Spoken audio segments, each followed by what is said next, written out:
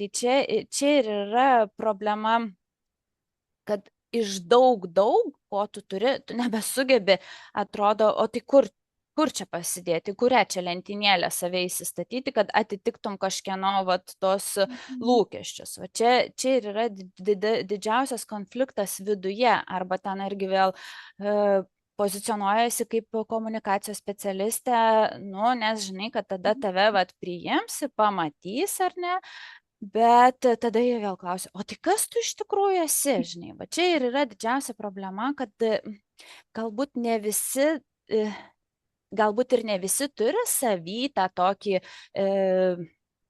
daugelipiškumą, ar ne, galbūt kiti, vat, siaura specialybė, ar ne, chirurgas, ten buhalterė, ar ne, viskas okei.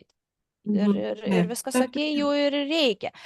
Ir tie, kurie, vat, pavyzdžiui, yra įpratę mąstyti, ar ne, taip siaurai, jiem galbūt tada irgi sunkiau yra priimti, aš gal neteisingai pavartau nesiaurai mąstyti, bet tarkim tapatinti su profesija, ar ne, tada galbūt jiems sunkiau yra priimti, ta prasme, vienas žmogus čia šitiek, tai ką jinai čia manipuliuoja, ar ką, žinai, galbūt jiems sunku tą suvokti. Bet privalumas yra tai, kad tada labai aiškiai gali matyti sąsajas, tada greitis atsiranda, kai tu gali greitai išspręsti tą problemą. Ir tada nėra tas toksai, kad vat, aš dirbu tik palei tuos ten Excelio ar ne failus kažkokius, arba tik palei tą metodiką ir soriukas, bet daugiau aš tau nepadėsiu. Kai turi daug žinių iš skirtingų sričių, kaip aš sakau, kaip ir šeimos gydytojas, ar ne, tu atini pasakai problematiką, tada jau gali matyti, ką tau reikia daryti, ar ne, arba ten, sakykime, jeigu jau ten per mažai žinių, tada nukreipia, ar ne, į konkretų specialistą. Tai ir paskui vėl galvoju, kad lygiai tas pats architektas, ar ne, jisai nestato ten, neprojektuoja, kad plytus ten arba tik vieną sieną, jisai mato visumą. Tai kaip ten ta siena su ta siena, kaip tenai kad visas normalus, tvarkingas, patogiai gyventi būtų namas.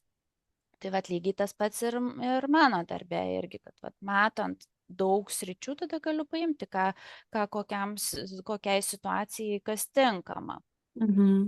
Aha, biškai padirbėkim su šito, gerai, čia išsisprendėm, dirbam dabar su šituo. Tai va. Ir galbūt ir laiko iš tikrųjų švaistimo sumažėja, nes daug sparčiau judi versle, sakykime, apie verslą kalbu, sumažėja laiko, pinigų iš tikrųjų sumažėja, nes jeigu tu ateini pas specialistą, kuris tavo apčiuopia, tu gali ten metus 2 sutaupyti vien to, jeigu tu, sakykime, nueini pas kažką, kuris dirba tik savo vienu metodu, ar ne, bet jis nematys tos kitos visumos, kur tu stringi ir tu dirbsi metus 2, ar ne, o žiūrėsi rezultato nėra.